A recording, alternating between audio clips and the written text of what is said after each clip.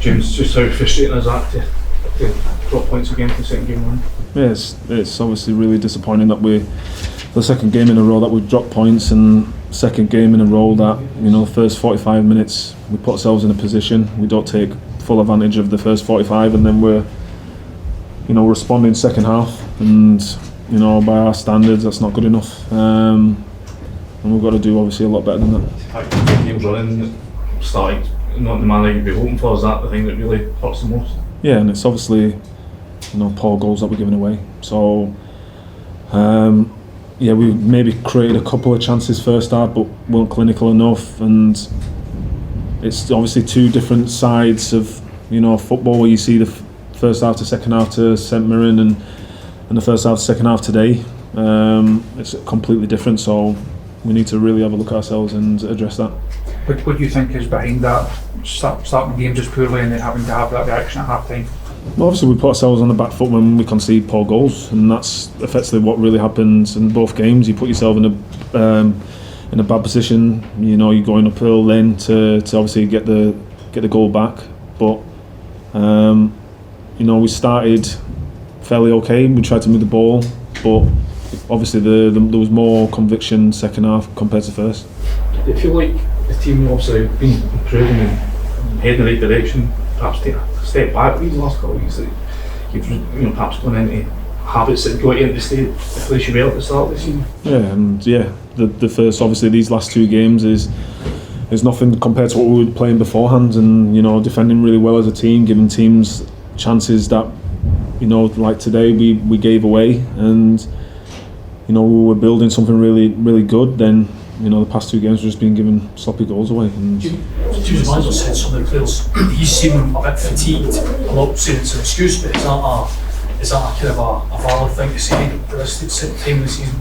Well, if you look at the running stats, I don't see any of that. I see obviously the lads are pushing completely to the end. You've seen that today, that the lads were pushing completely to the end of the final whistle. But it's obviously small details about not giving goals away and obviously being more clinical in their box. I think we maybe rushed a bit too much in the second half, and obviously we got level, and we could have maybe asked different questions, maybe moved the ball a bit more around the box, and it's just obviously small details like that makes a difference.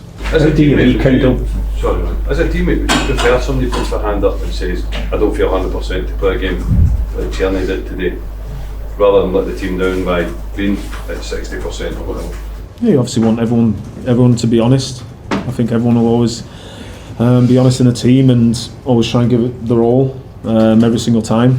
But it's obviously it's the smaller things and how we can obviously concede these goals. It's we've got to obviously do better on that. It's a huge game in Thursday. I mean, how do you get the guys up for that? And is our spirits low? If you as captain, how do you get the boys ready for the weekend? It's obviously an Old Firm against our biggest rivals and a home game, so we obviously have to go back to what we were doing better at and before these two games, and that's play better as a team, the performance of the team, defend as a team, and be clinical.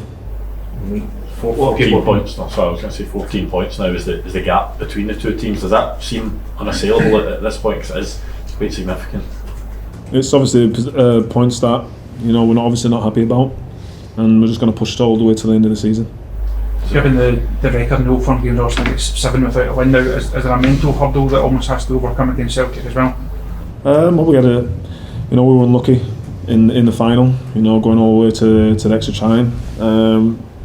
So we're just going to go into that game, and we obviously need to address what we need to do before Thursday, and really look at ourselves as men and as a team to put things right.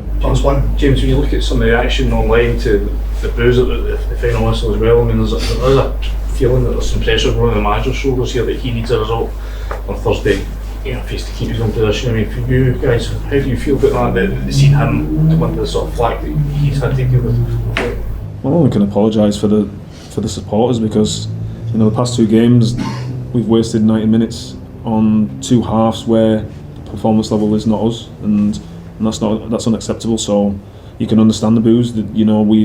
We set standards and we've got to maintain them standards, and if we don't, then they're fully in the right power to to let us know, and we all know that, and we knew it wasn't good enough. And this is the thing, we just can't waste time on the pitch. We've got to be at it for 90 minutes plus. And the manager, you still back him, you still have every faith in him as well? Well, obviously he's our manager, and we're going to obviously play towards the end, and yeah, we're going to fight for the shirt, and we'd obviously need to look at ourselves and address it.